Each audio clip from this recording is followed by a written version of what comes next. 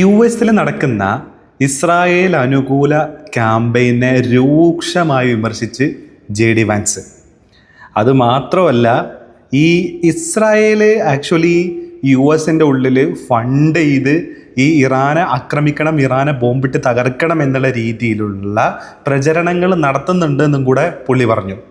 അതുമാത്രമല്ല, ഞാനായിരുന്നു ഭരണത്തിൽ എന്നുണ്ടെങ്കിൽ ഈ രീതിയിലുള്ള ബോംബിങ് ഇറാനെ നേരെ നടത്തില്ല എന്നും കൂടെ JD വാൻസ് പോയി. JD വാൻസിൻ്റെ കിളി പോയി എന്നാണ് തോന്നുന്നത്. അല്ലാന്നുണ്ടെങ്കിൽ JD വാൻസ് എന്തിന് ഇങ്ങനൊരു കാര്യം പറയണം?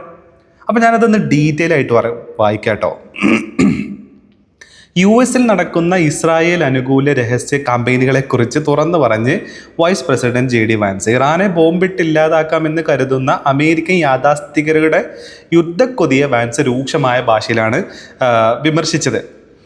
JD വാൻസ് മാത്രമല്ല, UN ഇപ്പോഴത്തെ ഇതേപോലെ തന്നെ പുള്ളിക്കാരുടെ പേര് ഞാൻ മറന്നുപോയി, പറയുന്നുണ്ടായിരുന്നു, ബോംബിങ്ങിലൂടെ ജനാധിപത്യം സ്ഥാപിക്കുക എന്നുള്ളത് ഒരു മണ്ടനും വിചാരിക്കേണ്ട, അത് നടക്കത്തില്ല.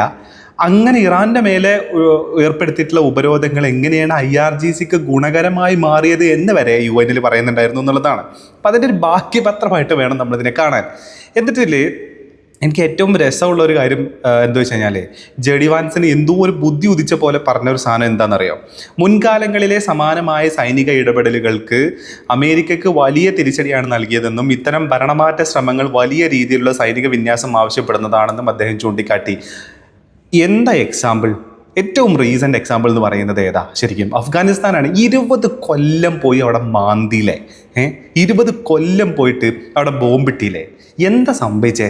ഭരണമാറ്റവും സംഭവിച്ചില്ല, ഒരു തേങ്ങയും സംഭവിക്കാതെ 20 വർഷങ്ങൾക്ക് ശേഷം താലിബാൻ്റെ കയ്യിലേക്ക് ഭരണം താലത്തിൽ വെച്ച് കൊടുത്തിട്ട് അവിടെ നിന്ന് തിരിച്ചു പോന്നു. എത്ര അമേരിക്കക്കാർ അവിടെ കൊല്ലപ്പെട്ടു? സൈനികർ എത്ര ഇന്നസെൻ്റ് ആയിട്ടുള്ള അഫ്ഗാനികൾ കൊല്ലപ്പെട്ടു ഇല്ലേ? എന്നിട്ട് എന്താ സംഭവിച്ചേ? അതാണ് ഇവിടെ പറയുന്നത്. ബോംബിങ് കൊണ്ട് വേറെ രാജ്യങ്ങളിലേക്ക് പോയിട്ട് ഭരണമാറ്റം നടന്നിട്ടില്ല. സദ്ദാം ഹുസൈൻ്റെ കാര്യത്തിലും അതേപോലെ തന്നെ മുഅമ്മർ ഗദ്ദാഫിയുടെ കാര്യത്തിലും ഒക്കെ ആ രാജ്യങ്ങൾ കുട്ടിച്ചോറാവുമല്ല, ഇവന്മാർക്ക് ഒരു തേങ്ങയും ചെയ്യാൻ പറ്റിയിട്ടില്ല. JD വാൻസിന് എന്താ പറ്റിയ രാവിലെ കുടിച്ച ഗുളിക മാറിപ്പോയതൊന്നും അറിയത്തില്ല. ഇനി ഇറാനെതിരെ ഒരു യുദ്ധം ആരംഭിക്കാൻ ഡൊണാൾഡ് ട്രംപ് കാണിക്കുന്ന അത്രയും താല്പര്യം താൻ അധികാരത്തിലായിരുന്നെങ്കിൽ കാണിക്കില്ലായിരുന്നു എന്ന് വാൻസ് തുറന്ന് സമ്മതിച്ചു. അതെങ്ങനെ ഉണ്ട് ആ കളി? അടുത്ത പ്രസിഡൻ്റ് ആവാൻ അടുത്ത സ്ഥാനാർത്ഥി ആരാണ്? അതേപോലെ തന്നെ അമേരിക്കയിൽ കോമൺ ആയിട്ടുള്ള അമേരിക്കക്കാരുടെ വികാരം, ഈ യുദ്ധത്തിനെതിരെ കോമൺ ആയിട്ടുള്ള അമേരിക്കക്കാരുടെ ആ ഒരു വികാരത്തിനെ പുള്ളി റിഫ്ലക്റ്റ് ചെയ്യാണ്. പുള്ളി അതിനെ ബഹുമാനിക്കാന്ന് പറയാൻ പറ്റത്തില്ല. വോട്ടിന് വേണ്ടിയിട്ടോ എന്ത് തെങ്ങക്ക് വേണ്ടിയിട്ടാണെങ്കിൽ വേണ്ടിയില്ല, ആ സാധനം പുള്ളി മനസ്സിലാക്കുന്നുണ്ട്, പുള്ളി അതിനെ അംഗീകരിക്കുന്നു. ട്രംപ് ഇങ്ങനെയൊക്കെ ചെയ്യുന്നുണ്ട്, പക്ഷേ ഞാൻ അതിൻ്റെ ഭാഗമല്ല കേട്ടോ, ഞാനാണെന്നുണ്ടെങ്കിൽ ഇത് സമ്മതിക്കത്തില്ലായിരുന്നു കേട്ടോ, ഞാനാണെന്നുണ്ടെങ്കിൽ ബോംബിടാൻ പോകത്തില്ലായിരുന്നു കേട്ടോ, ഞാനാണെന്നുണ്ടെങ്കിൽ ഹോർമൂസ് അടക്കില്ലായിരുന്നു, ഇവിടെ ഇൻഫ്ലേഷൻ സംഭവിക്കില്ലായിരുന്നു കേട്ടോ എന്ന് അമേരിക്കൻ സൊസൈറ്റിനോട് പുള്ളി പറഞ്ഞില്ല എന്നുണ്ടെങ്കിൽ മൂട് കീറും അല്ലേ? പിന്നെ അതിൻ്റെ കൂട്ടത്തിൽ കൂടെ ഒരു കാര്യം കൂടെ പറയുന്നുണ്ട്. അതായത്, എങ്കിലും പ്രസിഡൻറ്റിൻ്റെ തീരുമാനങ്ങളെ പൂർണ്ണമായി പിന്തുണക്കുക എന്നതാണ് തൻ്റെ ഔദ്യോഗിക ചുമതല എന്നും അദ്ദേഹം പറഞ്ഞു. അപ്പം എന്തുകൊണ്ടാണ് ഞാനിത് പിന്തുണക്കുന്നില്ല എങ്കിൽ കൂടെ ഞാനിതിനെ സപ്പോർട്ട് ചെയ്യേണ്ടി വരുന്നത് എന്തുകൊണ്ടാണ്? അതിൻ്റെ റീസൺ എന്ന് പറയുന്നത്, ഞാൻ വൈസ് പ്രസിഡൻ്റാണ്, പ്രസിഡൻറ്റ് പറയുന്നത് കേൾക്കാനേ എന്നെക്കൊണ്ട് പറ്റുള്ളൂ, വേറെ ഒന്നും എന്നെക്കൊണ്ട് ചെയ്യാൻ പറ്റത്തില്ല കേട്ടോ എന്നും കൂടെ പറയാണ്. ഇനി ഇതിലേറ്റവും രസകരം എന്ന് പറയാൻ പറ്റത്തില്ല, ഏറ്റവും പ്രധാനപ്പെട്ട പോയിന്റ്, ഇത്രയും കാലം ആൾക്കാർ പറഞ്ഞുകൊണ്ടിരുന്നൊരു പോയിന്റ് ഇതിനകത്ത് പറയുന്നുണ്ട്. അതെന്താണെന്ന് ചോദിച്ചു കഴിഞ്ഞാൽ, എപ്സ്റ്റീനെ കുറിച്ചും എപ്സ്റ്റീന് ഇസ്രായേൽ ചാര സംഘടനകളുമായിട്ടുള്ള എപ്സ്റ്റീൻ്റെ ബന്ധത്തെക്കുറിച്ചും കൂടിയാണ് അതിനകത്ത് പറയുന്നത്. അപ്പോൾ അതെന്താണെന്നുള്ളത് നമുക്ക് നോക്കാം. എപ്സ്റ്റീന് ഇസ്രായേൽ ചാര സംഘടനയായ മൊസാദുമായി ബന്ധമുണ്ടെന്ന സ്ഥിരീകരിക്കാത്ത ആരോപണവും വാൻസ് ഉന്നയിക്കുകയുണ്ടായി. അമേരിക്കൻ രഹസ്യാന്വേഷണ വിഭാഗത്തിലെയും ഇസ്രായേൽ രഹസ്യാന്വേഷണ വിഭാഗത്തിലെ ഉന്നതരുമായി എപ്സ്റ്റീന് വ്യക്തമായ ബന്ധമുണ്ടായിരുന്നു. പ്രത്യേകിച്ച് ഇസ്രായേൽ ഡീപ് സ്റ്റേറ്റിലെ ഇടതുപക്ഷ ചായവുള്ളവരുമായി അദ്ദേഹം കൂടുതലെടുത്തത്. മുൻ ഇസ്രായേൽ പ്രധാനമന്ത്രി യഹൂദ് ബരാക്കുമായുള്ള എപ്സ്റ്റീൻ്റെ ബന്ധത്തെ പരോക്ഷമായി സൂചിപ്പിച്ചായിരുന്നു വാൻസിൻ്റെ ഈ പ്രതികരണം. അമേരിക്കയിലെ റിപ്പബ്ലിക്കൻ ഡെമോക്രാറ്റിക് പാർട്ടികളിലെ നിരവധി മുതിർന്ന നേതാക്കളുമായി എപ്സ്റ്റീൻ അടുത്ത ബന്ധമുണ്ടായിരുന്നുവെന്നും വൈസ് പ്രസിഡന്റ് കൂട്ടിച്ചേർത്തു. ഇസ്രായേൽ ഈ പറയുന്ന ഗസയിലും ലെബനോനിലും ഇറാനിലും കാണിച്ചു കൂട്ടുന്ന പരിപാടികൾക്ക് ട്രംപിന് തടയിടാൻ പറ്റാത്തതിൻ്റെ പ്രധാനപ്പെട്ട റീസൺ എന്ന് പറയുന്നത് ഈ എപ്സ്റ്റീൻ ഫയൽ തന്നെയാണ്. എപ്സ്റ്റീനെ ഉപയോഗിച്ചിട്ട് ഈ പറയുന്ന ആൾക്കാരെ ട്രാപ്പ് ചെയ്ത് അവരെ കൊണ്ട് പല പണിയും ചെയ്യിപ്പിച്ച് അത് രഹസ്യമായി റെക്കോർഡ് ചെയ്ത് സൂക്ഷിക്കുക. എന്തിന്? ഇസ്രായേൽ നടത്തുന്ന കൊള്ളരുതായ്മയെക്കുറിച്ച് ഇവരാരും മിണ്ടരുത്. ട്രംപിനെ കൊണ്ട് പണിയെടുപ്പിക്കണം എന്നുണ്ടെങ്കിൽ ട്രംപിനെ ട്രാപ്പ് ചെയ്യണം. ഇതുപോലത്തെ ട്രാപ്പ് സെറ്റ് ചെയ്യാനുള്ള സാധ്യത വളരെ കൂടുതലാണ്. അല്ലാന്നുണ്ടെങ്കിൽ ട്രംപിന് ഇവരെ കൺട്രോൾ ചെയ്യാൻ പറ്റേണ്ടതല്ലേ? പറ്റുന്നില്ലല്ലോ. ഇല്ല, ഇസ്രായേൽ ആഗ്രഹിക്കുന്നതല്ലേ നടക്കുന്നത്. എങ്ങനെ ഇത് നടത്തിയെടുക്കുന്നത്? അപ്പോൾ എന്താ ഈ ഫയലിനകത്തുള്ളേ?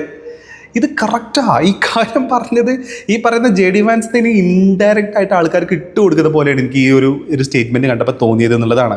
ഇനി ഇറാനുമായുള്ള യുദ്ധം അവസാനിപ്പിക്കാനുള്ള ട്രംപ് ഭരണകൂടത്തിൻ്റെ നീക്കങ്ങൾക്കെതിരെ അമേരിക്കയ്ക്കുള്ളിൽ ഇസ്രായേൽ ഫണ്ട് ഉപയോഗിച്ച് നടക്കുന്ന രഹസ്യ പ്രചാരണങ്ങളെയും വാൻസ് ശക്തമായി കടന്നാക്രമിച്ചു. US പൊതുജനങ്ങളുടെ ചിന്താഗതി തിരിച്ചുവിട്ട് ഇറാൻ യുദ്ധം അനന്തമായി നീട്ടിക്കൊണ്ടു പോകാൻ ഇസ്രായേൽ ഭരണകൂടത്തിലെ ചിലർ ബോധപൂർവം ശ്രമിക്കുന്നുണ്ടെന്ന് അദ്ദേഹം ആരോപിച്ചു. എന്താ ആരോപണമല്ലല്ലോ, ഇത് കറക്റ്റ് അല്ലേ? അങ്ങാടി തോറ്റത്തിന് അമ്മയോടെന്ന് പറയുന്ന പരിപാടിയല്ലേ ഇസ്രായേൽ ചെയ്തുകൊണ്ടിരിക്കുന്നത് അല്ലേ?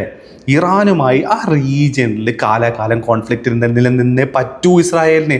അങ്ങനെ നിലനിന്നാൽ മാത്രമേ ഈ ഗ്രേറ്റർ ഇസ്രായേൽ സ്വപ്നം നടപ്പാക്കാൻ പറ്റുള്ളൂ. അതിനിപ്പോൾ കൂട്ടുപിടിക്കേണ്ടത് അമേരിക്കയാണ്. അതുകൊണ്ട് മാത്രം അവർ അമേരിക്കയെ കൂട്ടുപിടിക്കുന്നു.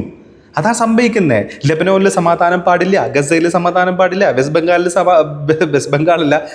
ബാങ്കിൽ സമാധാനം പാടില്ല അല്ലേ? ഇറാൻ എന്ന് പറയുന്ന രാജ്യം ഇസ്രായേലിനെതിരെ നിൽക്കുന്ന ഒരു ശക്തിയായിട്ട് അവിടെ ഉണ്ടാവാനേ പാടില്ല. ബാക്കിയുള്ളവന്മാരൊക്കെ ഇവർ ചാക്കിലാക്കിയിട്ടുണ്ട് അല്ലേ? അപ്പോൾ അതിന് വേണ്ടിയിട്ട് ശ്രമിക്കുക. അപ്പോൾ അമേരിക്കയിൽ ഒരു വികാരം ഉണ്ടാക്കണം. എന്ത് വികാരം? ഇറാൻ നശിക്കപ്പെടേണ്ട രാജ്യമാണ്.